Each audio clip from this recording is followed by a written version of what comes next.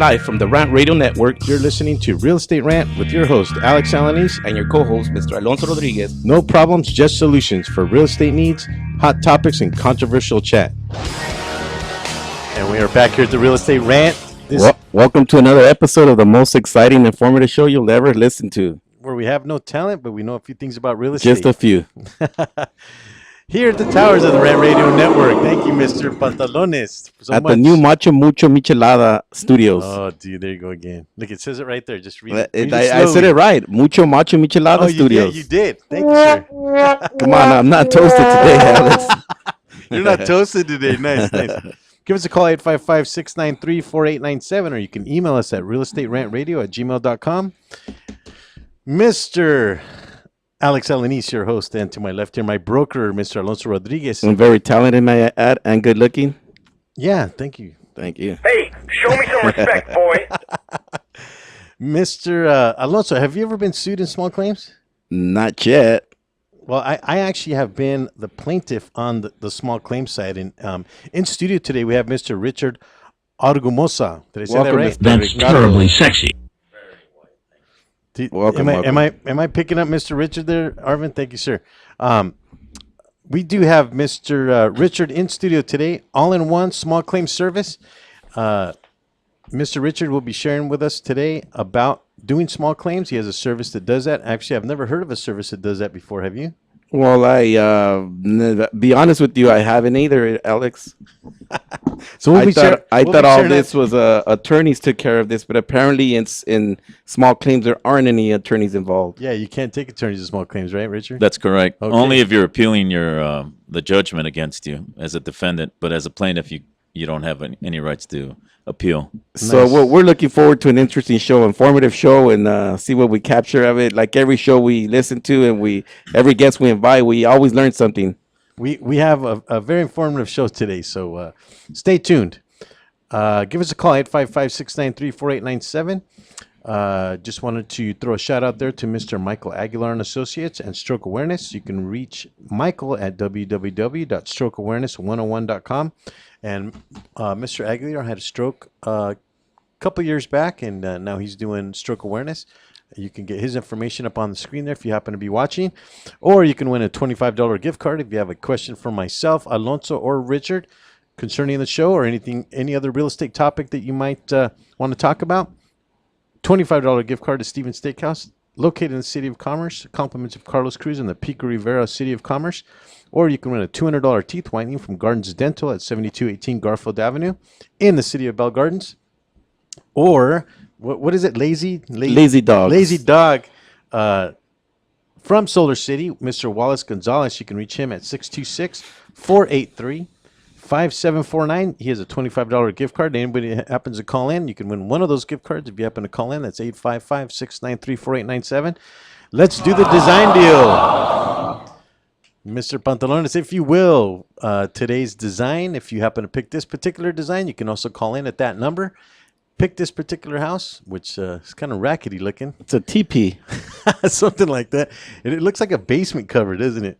It looks like my grandma's home back in Mexico. Oh, my goodness. How come my house is on TV? Yeah, well, we know, Richard, since we had you on the show, we figured we'd show your house, right? Why not? Yeah. Give us a call, 855-693-4897. Or you can email us at realestaterantradio@gmail.com. That's realestaterantradio@gmail.com. We will not get to your emails during the show, but we will have them on subsequent shows. Mr. Alonso takes care of that every week. Mr. Alonso, what did we get this week?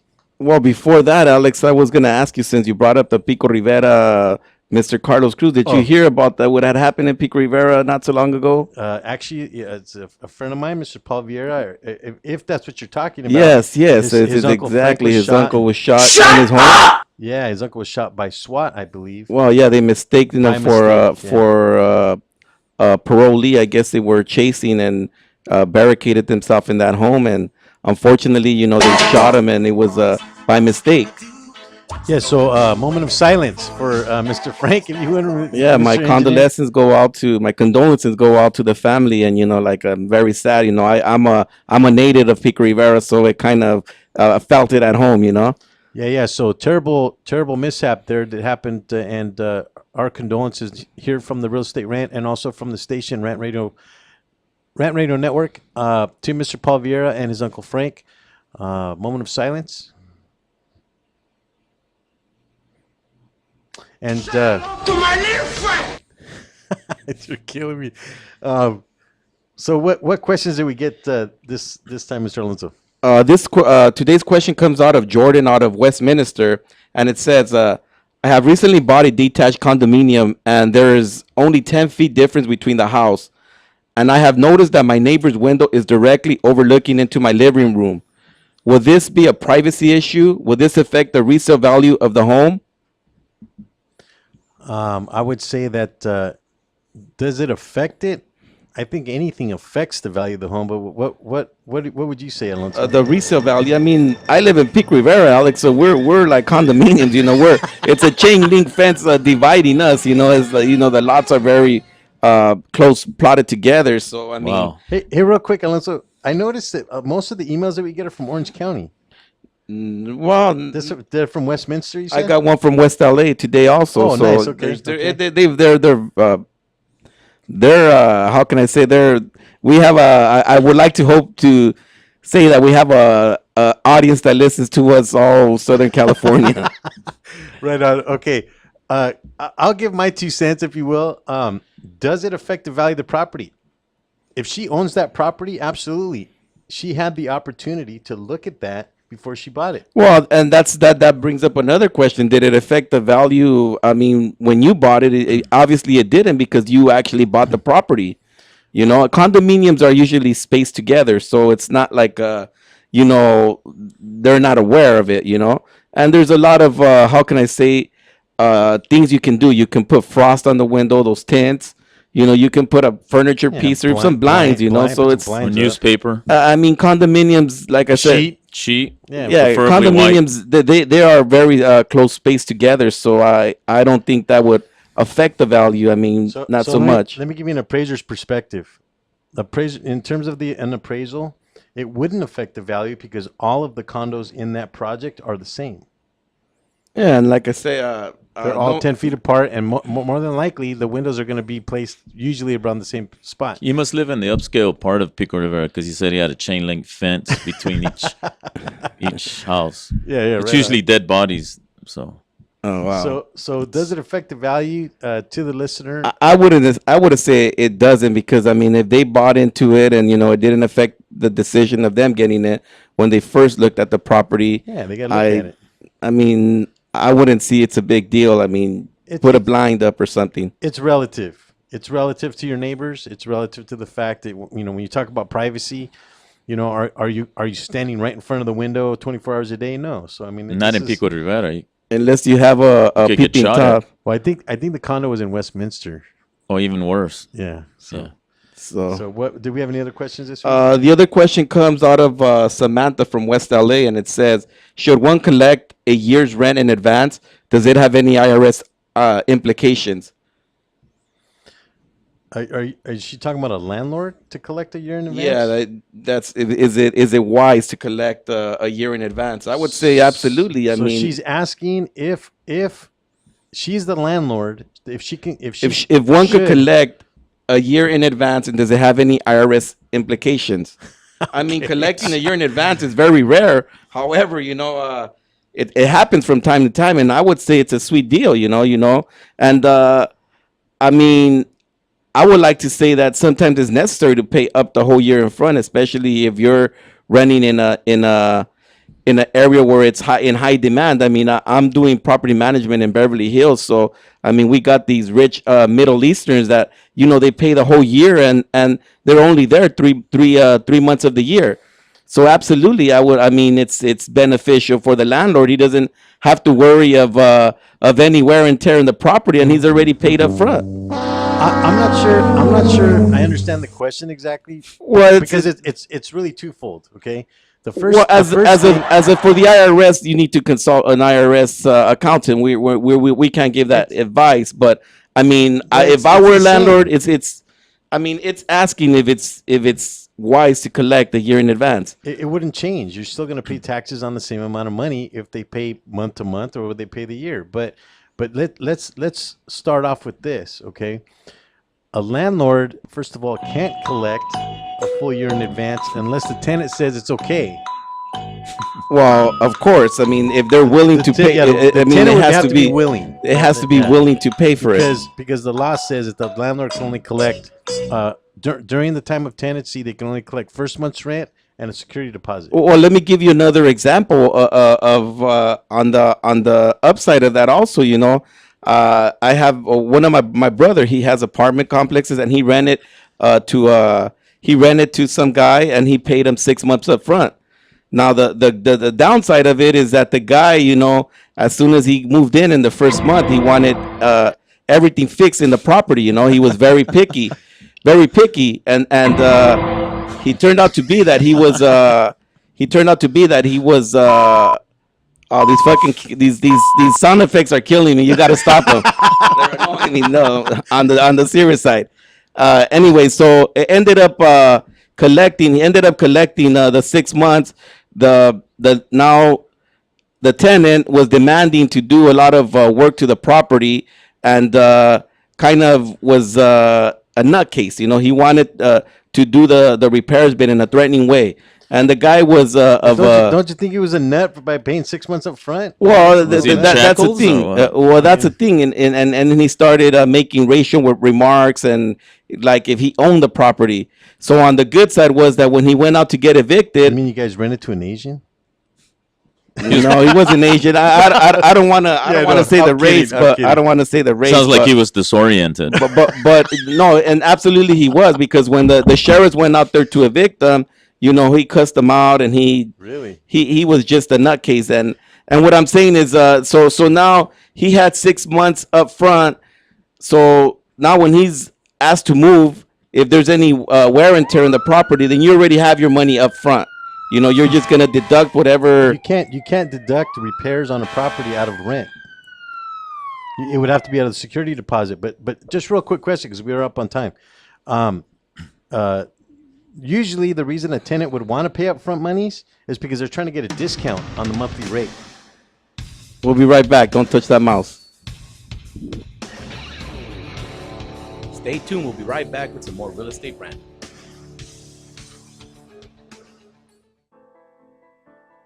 Real Estate Rant and AGR Realtors are proud supporters of Michael Aguilar and Associates, advocates for stroke awareness and integrative healthcare. In February 2012, I suffered a stroke due to high blood pressure. I was rushed to the hospital where I was admitted for the next 30 days. I was initially told I may have to stay in the hospital for about 3 months, but I made rapid improvements in my recuperation and continued to improve to this day. When Michael left the hospital, he did not have insurance to cover his rehabilitation, so he focused on integrative healthcare to get better. At the end of 2013, seeing a need for stroke awareness, Michael started his own company, Michael Aguilar and Associates, to focus on creating awareness about the dangers of high blood pressure and stroke. If you would like more information, please call me at 562-464-7297, or you can visit my website at www.strokeawareness101.com. Michael Aguilar and Associates, creating awareness and saving lives one person at a time.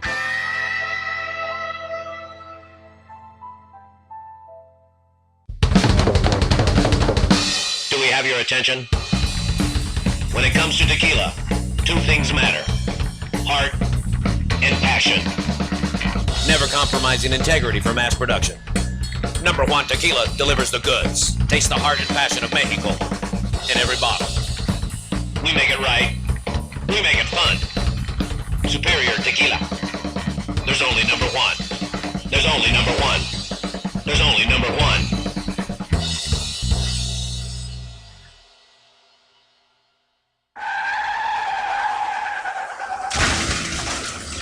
Been in an accident? Then you need your vehicle professionally repaired.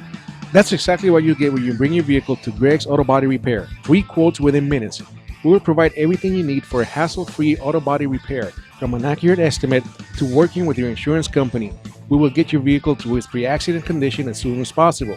Greg's Auto Body has been serving Los Angeles County and local cities since 1970. Call us at 562-789-1300.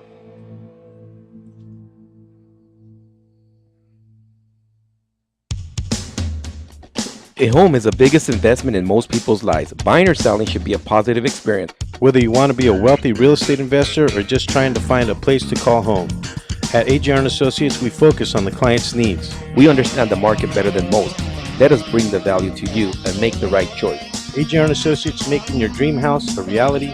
Call us today for a free consultation at 562-882-1976. Or you can log on to www.agrrealtors.com. With a track record of great results, bringing knowledge, wisdom, and expertise to you.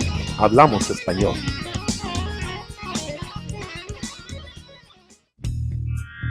Live from the Rant Radio Network, You're listening to Real Estate Rant with your host, Alex Alanis. And your co-host, Mr. Alonso Rodriguez. No problems, just solutions for real estate needs, hot topics, and controversial chat.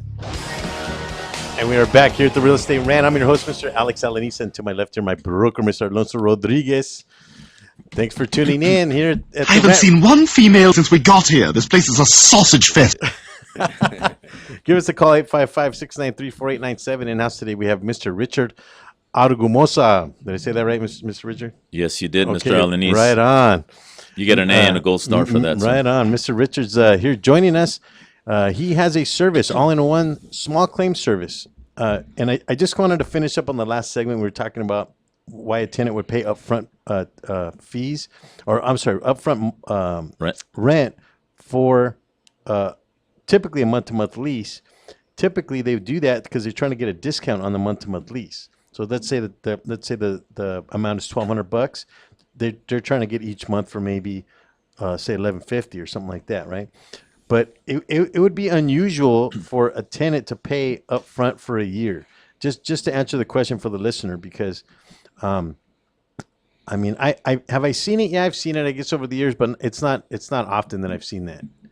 So I just wanted to. Well, just a lot of comment times on that. they do that because they have a lot of money all at once, and rather than spending it on their girlfriend or whatever the case is, or the girlfriend spending it, Don't tell the wife. Yeah, Yeah. or the Sancha. They want to pay ahead of time. Right on. So there's a lot of cases where I've come across that people have paid and upfront at least 7-8 months, but that's an agreement that the tenant and the landlord Somebody buzzing.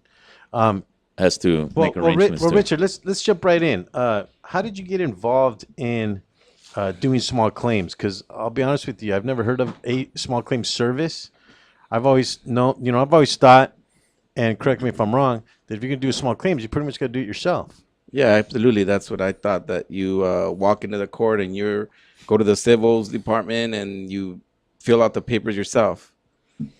Yeah. So Well, how'd you get involved in that? I mean, what led you to that point? Well, I've been a collector for 30 years. I have 30 years of collection experience. I've worked for finance companies, banks, and credit unions was the latest financial service or financial place that I worked for. And one of my duties was going to small claims court for the financial institution. And you're right, a lot of people, or a lot of sole proprietors, a lot of small business owners don't have the time and they don't know how to proceed with it. And that's where I come in and I facilitate that for them. I just thought and I realized that there was a great need for this type of service, that a lot of businesses out there do have people, unfortunately, that owe money and they're not able to collect that money or don't know how to go about doing it. And that's, again, where I come in and I facilitate that for them. Are you a paralegal, Richard, or No, I am not a paralegal. you're not a paralegal? No. So you just provide. So what's your title? I mean, what do you? I really don't have a title. I mean, I'm a unique service. I really can't be categorized or labeled any particular label. I'm kind of a freelance kind of a person where I'm unlabeled. Nobody can label me. I really the work that I do, I'm not governed by any regulations or anything. It's just a service that I provide. So how would you advertise your business? Like what? Or I mean, I'm not understanding if it's not a paralegal service, if it's not a attorney service. How would you advertise it, or how would you get clients to use your service? Well, first and foremost, I'd go on Rant Radio and let them know that I'm out there for them, and let them know that I want to help them out. Good answer. Yeah. Round of applause from our studio audience. Yes, thank you. All two of them. They're all midgets. But I usually go to chamber meetings. I go to networking centers. I have a Facebook page with my business. and word of mouth really is the cheapest form of marketing. And right now, that's what I'm looking at because of my restraints on money. I'm not able to, be able to put my business out there in the way that it should be as efficiently as I can. So after interviewing with you, Richard, you mentioned that you're somewhat of a facilitator. Correct. So there's As no far as small claims. there's no certification, no license, no No. title really, like you said. No, again, I'm not governed by anything. There's no license, no nothing that I require or that I'm asked to obtain. So it's basically just a service, and I'm kind of like free spirited. I don't want to say free willy because people will try to harpoon me, but I just So I'm trying to get a picture of how would I use your service, and one came to mind was say I'm evicting a tenant, and now the tenant didn't pay me. Mm-hmm. So now as I evict him, I got to sue him in small claims court for the months or the days he stood in there. Correct. Is that correct? That is So correct. is that something you can facilitate me and you could guide me and tell me, okay, this is what you got to do in order for him to pay you your money back? Because it's not going to a regular courthouse now. It's a civil matter, and it's a civil matter, and it's a small claims case.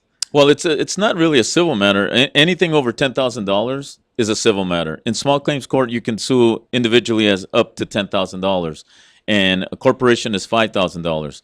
There's a bit of a loophole there where if it's a corporation, you can sue the corporation and the owner, one of the owners, because the corporation is a group of people. So you can get the owner of the corporation along with the corporation, and then you can go on past the $5,000 barrier for a corporation. So in your instance, in that scenario, yes, you could sue the tenant for any back rent or any damage done to the apartment or home. So now I sue the tenant. We take him to court. He doesn't show up, and I get a judgment. Right. What does that judgment do for me? Because it's gonna just put a restraint on him, or kind of force him to pay me, or do they pay, or how does that work? Well, once the thing about going to court and what I've seen in my experience is once the defendant is served the court papers, it kind of lets them know that these people that are suing them are not messing around. And prior to that, these people have the plaintiffs have sent them several letters, have called them, and they've done their due diligence and try to recover the money and try to make some type of payment arrangement. But unfortunately, they don't take them serious or whatever their mentality is at that point. So when they actually get to serve, when I serve them the court papers, they react, and they're more than willing to call up and try to make restitution or try to make some payment plans. And when you do get the judgment, you're right. A lot of people just do get judgments and they just sit there and they don't know how to proceed with them. And that's where I facilitate that and I take care of them. But to answer your question, when you get a judgment, if you know where they're working, I can help you file the wage garnishment if they're working, and they take up to 25% of their wages. Now, if you don't know where they're working, I can try to locate the person of where they're working and try to get the wage garnishment. Also, I want to mention that when that person, the defendant, gets a judgment, it knocks them down 200 points on their credit report. So if that individual is credit conscious, they will want to make some type of arrangement and not have it go to court and get a judgment. Not only that, but I believe they will also suspend your license for that judgment. The courts will suspend your driver privileges. They can for a judgment. And now that I'm reminiscing, and you asked, have I been sued? And I recall I did have a judgment filed against me, and this was way back when I was in high school. Well, I was talking about if you ever sued somebody. No. But now that I'm recalling, and it did happen to me, I was sued when I was in high school. I was driving my friend's van, and I unfortunately backed up to a parked car. And as a kid, I got no money to pay for it, and it was a matter of years. The years went by, and I was out of high school maybe 4 or 5 years later, and I got a notice that that my license was being suspended. And the reason I know was because I had to pay that judgment in order to avoid getting my license suspended. But I'm talking, this went back after 5 years after I graduated. Now, using Alonso's scenario in terms of the unlawful detainer, because that's kind of what he was talking about in terms of the tenant. What does a client now have to bring into you in order for you to start what you do? Basically, I just need three forms of information: the amount that they're suing, the date it occurred, and the person that they're suing, their name, address, and where they basically live. That's really the three main things that I need in order to get started. And then as I file it and I get a court date, then I will meet with them prior to the court date and get all the necessary paperwork so that I can go to court for them. Another thing is I represent them in court. There's a lot of services out there that do what I do, but what my service is unique in the sense that I go to court for you if you're not able to. And that's another thing, that small business owners don't have the time to leave their business and go to court, because a lot of them don't have the time, or they think it's a big hassle. So if you're suing someone in small claims court, you're not required to attend the court? No, I can represent you in court. If it's a corporation, you can assign someone to represent. Yes, if it's a corporation, I can go on your behalf. If it's an individual, I would need a power of attorney with that specific duty that I'm doing that day. I wouldn't recommend giving someone a power of attorney blank, because they could probably steal your house if you did that. Yeah. So I'm sure you can appreciate that, Mr. Alonso. No, absolutely. I mean, what are the different tests when you're suing somebody in small claims? There are certain tests that the court is looking at in order to win a case. What are the tests that I have to do as a client now to prove that the defendant is guilty of? I have to prove those things, because I carry the burden of proof at that point, right? Exactly. What are those different tests? Well, they're not really tests in per se, but you have to prove up your case. When you write out the plaintiff claimant order, you indicate there why you're suing the individual. And at that point in time, the judge will address you and say, well, okay, so I see here you're suing them for back rent for 5 months. And what you need to do is provide either receipts, a security agreement, a rentals agreement, something to substantiate your claim. And hopefully you have all that. Any letters that you sent as your due diligence to try to recover that. Everything that you have in regards to that case to prove up what you're suing him for is basically what you need to provide for the judge. Right on. So it is listened by a judge. There is no juries involved or anything like that, huh? No, it's not a murder case. Although sometimes it does feel like it. Though. Well, I have heard, though, that sometimes the defendants ask for a jury trial, even in small claims. That might be in Compton, but no, not in. No, does it really matter where it's at? Well, no, I'm just kidding. But right, I mean, some courts are for the most part. There's no attorney allowed in small claims court unless it's an appeal by the defendant, and that's the only reason. One thing also I want to mention hold that thought. We're coming up on a break. Sorry. Stay tuned. We'll be right back with some more real estate rant. It's one thing to own a business. It's another to promote it. That's why thousands of business owners rely on Monster Marketing Group. Design, print, mail, custom mailers, all for as little as 29 cents delivered. That includes postage. Send to a neighborhood, zip code, or an entire city.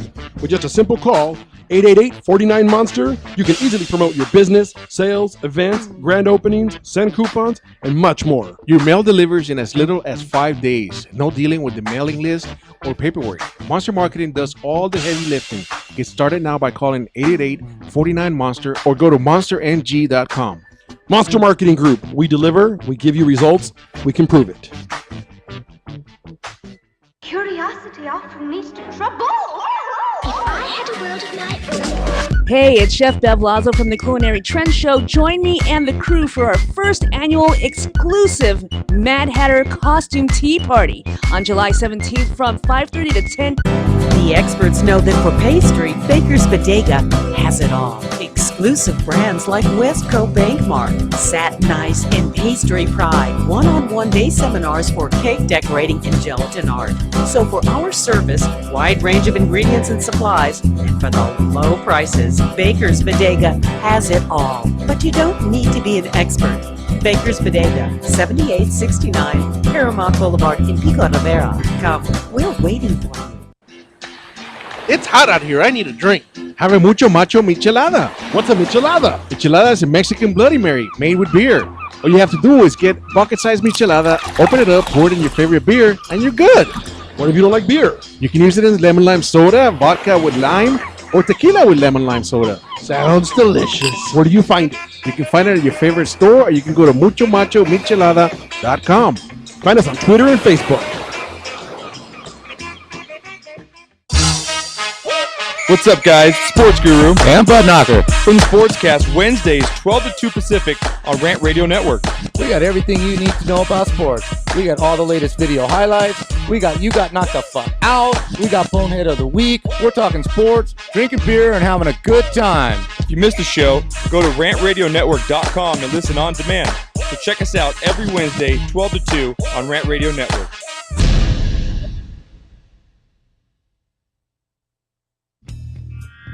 Live from the Rant Radio Network, You're listening to Real Estate Rant with your host, Alex Alanis. and your co-host, Mr. Alonso Rodriguez. No problems, just solutions for real estate needs, hot topics, and controversial chat.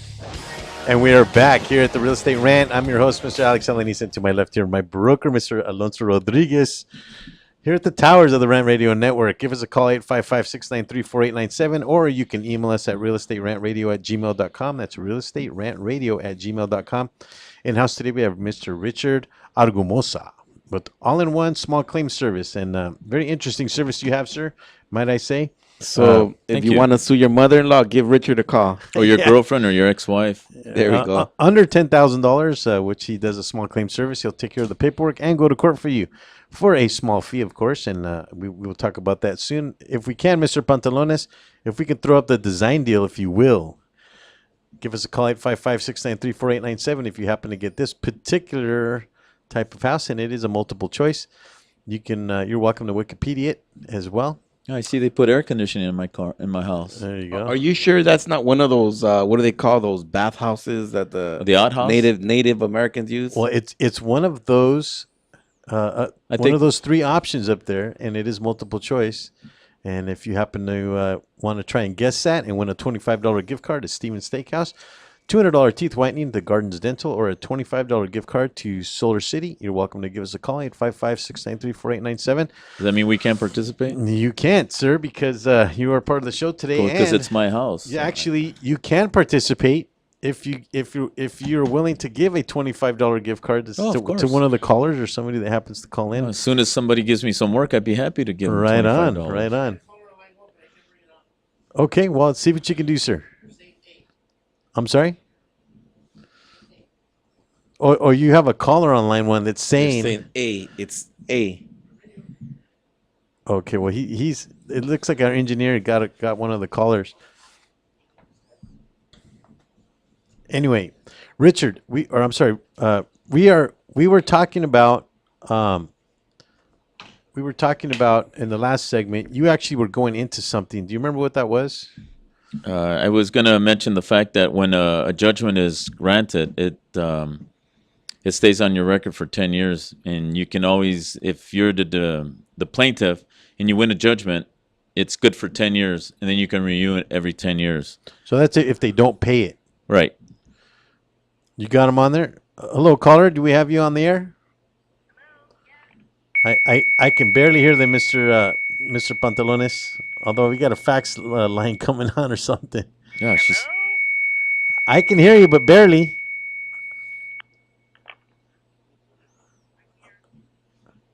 I don't know. I'm not picking them up, Arvin.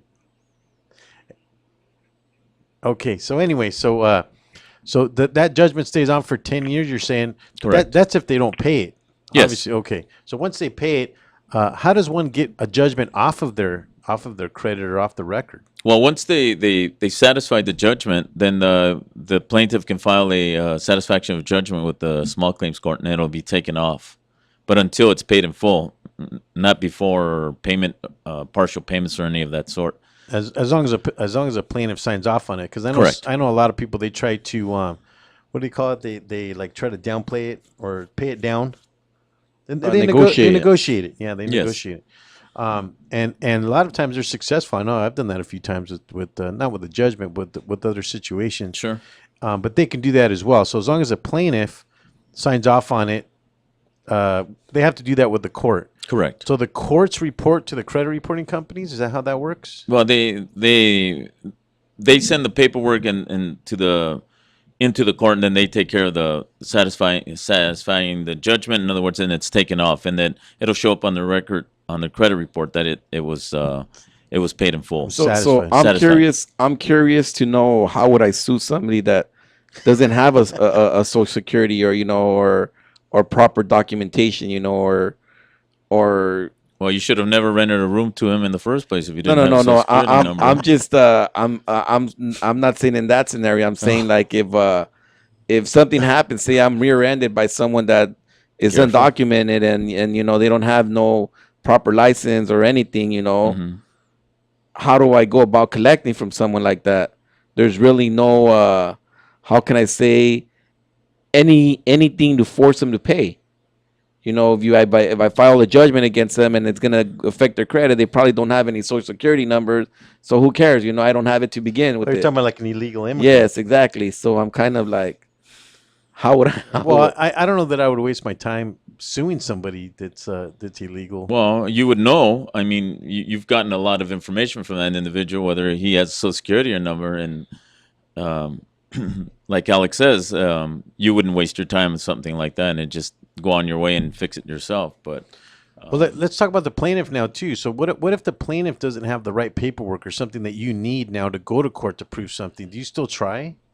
oh yes, there's other ways that not necessarily the mainstream's paperwork is necessary. I mean, there's other paperwork that can be submitted to the courts to substantiate your claim at that time. So it's not by rule that it has to be certain things. It could be anything that shows an invoice. It could be a letter. It could be a text. Anything to show that these individuals owe the money, and that's the amount that they're owing.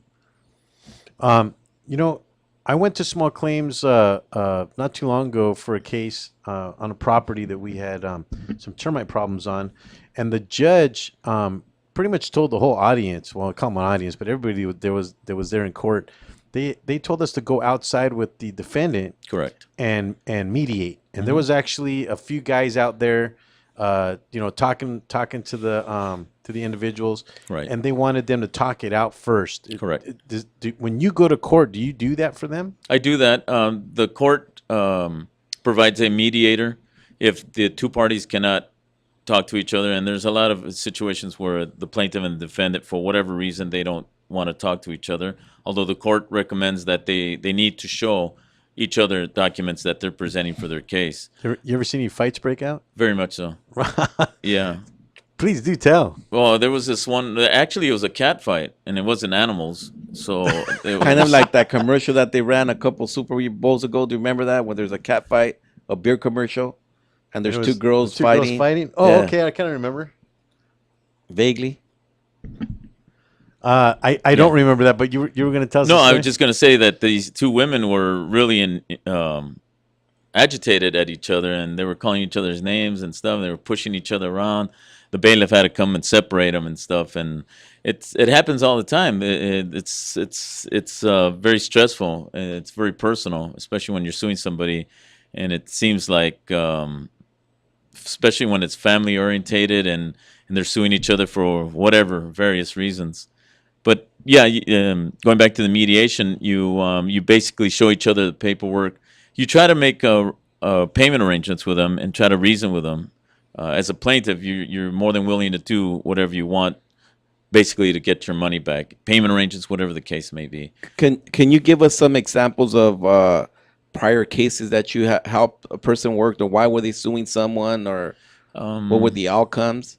Well, I've had much success, actually a lot of success, in the sense that when I've gone to court, the defendant shows up and is saying, look, you owe us this, you owe the plaintiff this amount of money. But what I'm asking is, like, for what was like a scenario? Why did they take someone to court? Well, I mean, when I was doing it for the credit union, it's because their car payment, they were behind the car payment, or their personal loans. So these are finance companies going after individuals to pay the cars that was defaulted notes or stuff like that, or a bounce check. Okay, In bounce checks, you can go up to 3 times the amount of the check, up to $1,500, and you can go back 4 years to sue somebody. That's statute of limitations. So you can sue basically anything for anything, as long as you can prove it up. You're pretty much good. to sue. Right on. I'm getting a picture of what you do, Richard, but I'm always confused about what goes on in court because, man, I'll tell you, the courts, they have a totally different language. I mean, they have a totally different system that we would think logically. Because when we show up there, it's almost like everybody's speaking Greek. You know what I mean? Yeah. I mean, do you understand what I'm saying? Sure. Well, it's like real estate. I mean, there's a lot of words that unless you're involved in real estate, you're not gonna know what an easement or or what are the other ones that they use, those fancy words that Chattels. Chattels, Synergism, right? Or thank you.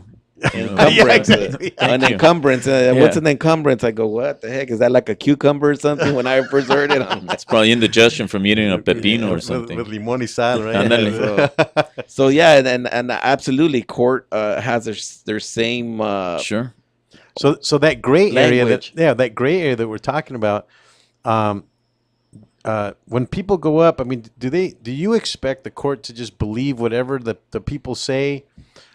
Because a lot of times, I mean, in some of the cases that I saw when I was sitting in small claims, they didn't have any proof of anything. They were just talking. Right. A lot of times it was just bad mouthing the other person and really had nothing to do with what they were even suing for. Right. Yeah, that's happened a lot of times, and you're right. There is a complete different lingo in the courts, but for the most part, like I said earlier, the judge just wants to see something proving what you're suing him for.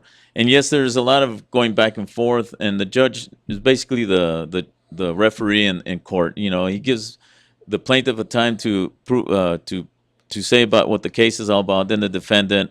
And sometimes the defendant will interrupt the plaintiff, and they go back and forth, and they badger each other, and the judge has to play referee. But for the most part, the judge really won't make a determination unless he's got some proof in front of him. And as far as word of mouth or whatever they're saying, it really doesn't hold any water. It just basically, you got to prove up. If you really want to win the case, I would strongly recommend you have correct paperwork, and that's going to win you the case. Now, when you go to small claims court, do you, if you're a defendant or someone that's being sued and you're not prepared, and you kind of want to avoid paying, can you file extensions, or is it just one time you go, that's it? They're deciding that day, or can you prolong it?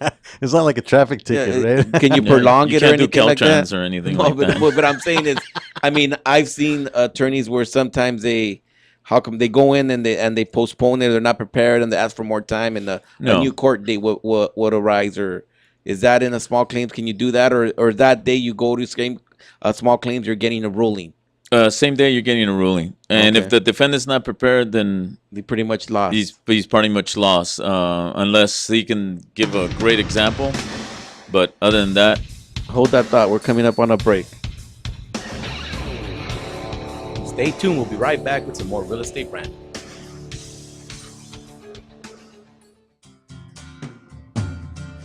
Looking for a delicious, fresh family meal that's ready when you are and easy on your budget?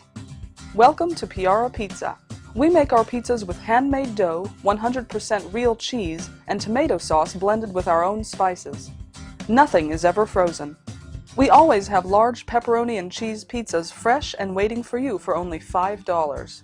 Or choose one of our specialty pizzas. We have veggie, meat lovers, supreme, and Hawaiian. Add an order of our amazing hot wings, cheesy bread, or breadsticks. Our locations are ultra-modern, ultra-clean, and open 7 days a week. Visit any one of our locations today, or check us out on the web at www.piarapizza.com. Piara Pizza. Fresh, hot, and ready for you when you come in. Stop in for your Piara Pizza today. ProTech Carpet Tile and Care provides professional cleaning services for carpet, tile, grout, upholstery, and fine area rugs. ProTech technicians are professionally trained and certified cleaning and restoration experts. We specialize in restoring damage caused by heavy soil and odor. We can remove challenging spots such as coffee, tea, ink, gum, wine, and many more. We have saved our customers thousands of dollars on new flooring and furniture expenses with our advanced cleaning processes. Call for a free estimate at 562-447-4300 and visit us on our website, www.myprotechsite.com. Hey, this is Joe Perez, owner at ProTech. Just reminding you that ProTech Carpet and Tile Care is your professional choice. What's wrong? I can't stop craving a cigarette. I just quit. Hey, what are you smoking on? Oh, this? Best e-juice on the planet. Burst of flavor, of course. What's that? Only the best alternative to smoking with a great flavor. It has a burst of flavor in every puff. Well, does it have nicotine? It comes in different levels, including 0. They have 20 flavors and more coming. All the products are made in the U.S. Check them out at www.burstoflavor.com or call them at 855-WE-BURST. Hey, let's burst together. It's not just flavor, it's an experience. Cigarettes, you've met your match. Looking for some swag? Make sure to check out monsterclothing.com. They got everything from V-necks, t-shirts, hoodies, baby dolls. And remember, custom orders are always welcome and much more. They're just not on the site yet. www.monsterclothingco.com or call them at 888-49-MONSTER. 888-49-MONSTER. Hablamos español. Doo-doo-doo. Live from the Rant Radio Network, you're listening to Real Estate Rant with your host, Alex Alanis, And your co-host, Mr. Alonso Rodriguez. No problems, just solutions for real estate needs, hot topics, and controversial chat. And we are back. Alex and Alonso here at the Real Estate Rant here at the towers of the Rant Radio Network. At the new Macho Mucho Michelada Mix Studios. Dude. I said it right. I'm surprised his teeth Mucho didn't pop Macho out. Michelada Mix Studios. It's a tongue twister. It really is. It is if you have a tongue. M-M-I-M, las tres M's. There you go. That's what I call it, 3 M's, right? You're going to get laid up. In-house today, we have Mr. Richard Argumosa from All-in-One Small Claim Service, and very unique service that he does have here, and it's very specialized. And actually, it's actually a little bit similar to MT Evictions when we had Paulina on, but actually a lot different in terms of you showing up to court. Now, a quick question about that. Because you're not an attorney, right? I mean, you can't practice law without a license, right? What do you tell your clients when they ask you questions about their case? Well, I basically guide them. I don't necessarily give them advice. I prep them for the case. When I meet somebody, I basically ask them questions like, "What was it? What occurred? When did it occur? How much do they owe you? What's the scenario? What's the story?" Then at that time, I'm able to ascertain whether to go forward or not. And I know a lot of companies out there will just for the money will say, yeah, I'll take the case, and really they don't have a strong case. I don't do that. I ascertain the information and I determine whether it's worth it for them to go forward or not, because I don't want to waste their time or my time and take their money foolishly, because that's not my business. So they're paying you regardless they win their case or not, or do you only get paid if they're successful in their lawsuit? No, I get paid either way, because I get paid for my time and the filing and that type of thing. So I do get paid. And then once we obtain a judgment, and they want me to help them facilitate the other paperwork in order to get the judgment, then that's what I do for them. I file the paper, and then I do that for them as well. So that's why my company is all in one, because I do everything for them, and I facilitate it for them. So you really not giving them advice. You're looking at their case. So you're making a judgment call as to whether or not you should even file. Correct. Right. So what is your success rate, would you say? At this point, I've been very, very fortunate. 100%. Nice. So every time you've been into court, you've won? Yes. Oh, man. And that's nothing to brag about. It's just that I prepare myself and I make sure that I have a strong case before I walk in there. I don't want to go in there have, information and have the judge not rule in my favor. So I look out for the client's best interest when I'm doing that. That's why I sit down and I interview them and I determine whether we have a strong case or not. Yes. You can reach Richard at All-in-One Small Claim Service at 626-487-3097. That's 626-487-3097. Or you can reach him at Venture, which is VENTUR, and then his last name, ARGUMOSA at yahoo.com. And this show is pre-recorded, so if you happen to go to YouTube and type in Real Estate Rant, look for the show for August 6th. You can get that information from him here live, or I'm sorry, pre-recorded on the show.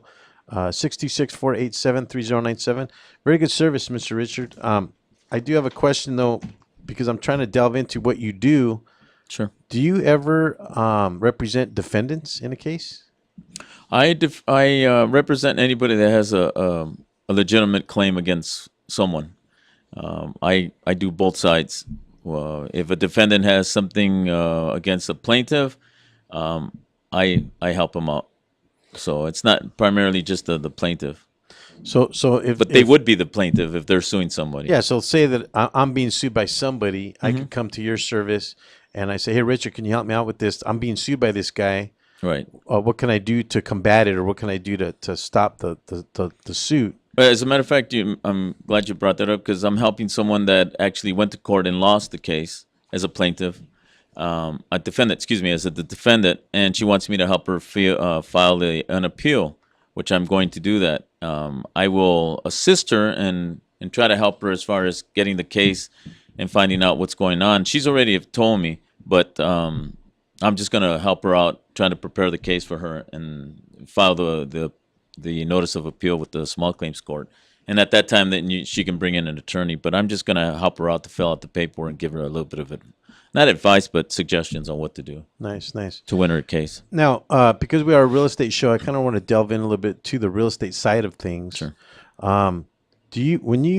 Have you had real estate, any claims on real estate at all? As a matter of fact, I had one last week, a young lady that gave me a case where the tenant is...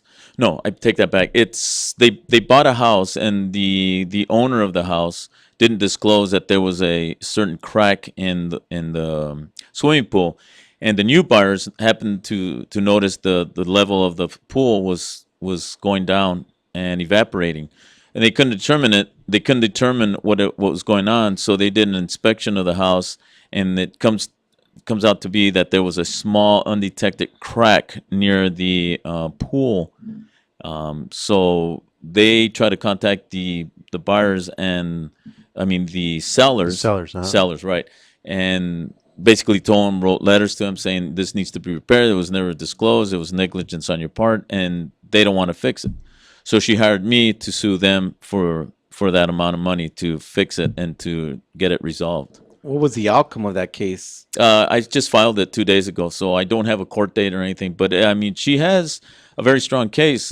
She did her due diligence. She sent a letter. She's called them, tried to resolve it, saying, own up to it. You knew. How can you not know? You lived there for 14, 15 years, and how can you not know? And you never disclose that to us. Yeah, or never disclose it to the new buyer. If it's in a pool, that's kind of a tricky one because, that's not something you will realize, and I know that water evaporates from a pool that you constantly have to be putting water in it. Right. So I'm kind of like, I would like to know the outcome of that case because, like I said, that's something that as a homeowner, you really don't know if it's leaking or not, I would like to think that's a tricky one. It's a tricky one because you have on one side you have the buyer's responsibility to inspect on that end, right? And maybe I don't know if you're familiar with this term, but we use it in real estate. We just talked about speaking Greek, right? Caveat emptor, right? It's buyer beware.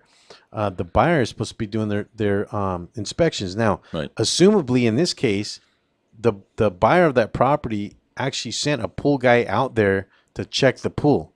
They should have done that before they purchased the property. Mm-hmm. They have a contingency period. So I would question, the integrity now of the agent that they were using, right, because of that. Now, on the other side of it, okay, I think we talked about that the buyer potentially has a signed affidavit from their pool guy. Correct. That's been doing it for years, right, and knows about the leak. So how could the seller not know about it? So they were aware. So they were aware of the leak then. So they had to have. How can you not know if you've lived there? I think it was like 14, 15 years. Well, that's what I'm telling you. Is if it's evaporating constantly, the water. That's a normal thing that happens when you have a pool. But it wasn't so much evaporation. There was a decrease of 2 to 3 inches. That's exactly what happens when you have a pool. You have to constantly feel it. But up to that much though? Up to 3 inches, it evaporates. I would say every 2 days. Really? Wow. I never knew And that. that's something that I mean, either. and that's something because a good friend of mine has a pool, and I constantly help out with the making sure that pool is at its level. Yeah, but we're not- otherwise you start getting the rim around the But pool. we're not talking about the ones with the air, the little kiddie No. We're pools. talking about I the don't- Olympic size swimming pool. I and only stuff. thought the water level Olympic dropped when I size. jumped in the water. So when I did a splash, but I guess Yeah, so that's why I'm another- kind of curious to find out the outcome of that case. right. So, Well, in this particular case, did you have an opportunity to read the disclosures? I read the disclosures. I read the security agreements, the rentals agreement. She even has a company, a third-party company that came in and did an inspection and pointed out to her and showed pictures of the crack by the pool. I guess it was by the pump, or what is the part of the pool? I'm not sure of the Greek language of that it's called. I'm not sure what it is either. It's- But there's definitely a gray area there. I mean, Alonso's talking about the evaporation, and then how would they even know that there was a crack or leak unless they had an inspector go out and take a look at it? Well, they did afterwards. The buyer saw that there was a drop of the water level, so he did an inspection, and then it turned out to find out that, and actually it was a crack. And they have pictures, and they have third parties that went out there and did the inspection and noticed it and showed it I to mean, them. that's after the fact. I mean, So what do you think that the seller now, because they have to show up without an attorney, right, to the small claims? Maybe. Well, you said that you can't show up to earlier. Well, You said no. What I'm saying is a lot of defendants don't show up. Oh, they just don't show up at all. They don't show up at all. Which would be kind of dumb, don't you think? Well, yeah, it would behoove them not to show up and to prove their case. I mean, we're talking about $7,500. Yeah. Oh, so that's the lawsuit that you guys filed was $7,500 for the crack in the pool. The crack in the pool, and there's other things that are involved to make it $7,500. But what I'm saying though is that what do you think the seller would say just to defend themselves? Because I can't think of one thing that they could say. He might come up and say, "Well, the contract states as is," and those words are written on the contract. So I don't know. Okay, well, that doesn't excuse you from anything that's how can I say it, any material issue from the property. Yeah, it's a matter of disclosure. The seller is actually required to disclose that information, and if you can prove that the seller knew, that's what I'm saying is I don't know what the seller could say at that point. If the seller legitimately didn't know that there was a crack in the pool, then they have a case. But I mean, just because they wrote the clause as is, it doesn't excuse it from it. That could be the argument on the defendant saying, "I didn't know." I mean, that would be a good story. But then we have testimony. A witness from the pool gentleman that cleans the pool, saying that there was a crack there. Is the same? They're using the same pool guy that the previous owners used. Oh, so then that could be the case, and that could be the that it was disclosed to them prior, and then they would have to put it in the transfer disclosure. Yeah, it would have to be disclosure from the seller to the buyer, telling them, "Hey, there's a crack in the pool." Yeah, then I could see them winning their case because now they didn't disclose a material issue. But all they can say is, "I didn't know about it," and then what are you going to do then? That would be their defense. Well, yeah, the pool guy's saying that they did know. Yeah, but I'm saying the defendant could always come back and say, "Well, I didn't know. I wasn't aware of it." Well, we're coming up at the end of the show. Yeah, thank you for joining us, Richard. Thank you for having me on. Very good information, and Thank you. Maybe we'll have you on in a couple 3 months, and we'll talk some more because we were not able to cover everything that you do. But thank you for listening from Alonso and myself, and join us next week, Wednesday at 3:30, same time, same place here at the Rant Radio Network. Thanks for tuning in to Real Estate Rant Radio. Make sure to join us every Wednesday at 10 a.m. on the Rant Radio Network, where we talk about solutions to your real estate problems. The views and opinions expressed by the host or any guest on this show are encouraged to be followed up by a professional tax advisor or attorney, as we are not qualified or authorized to give advice in two areas: legal matters and tax matters. Did you ever want to have your own radio show? No. Okay.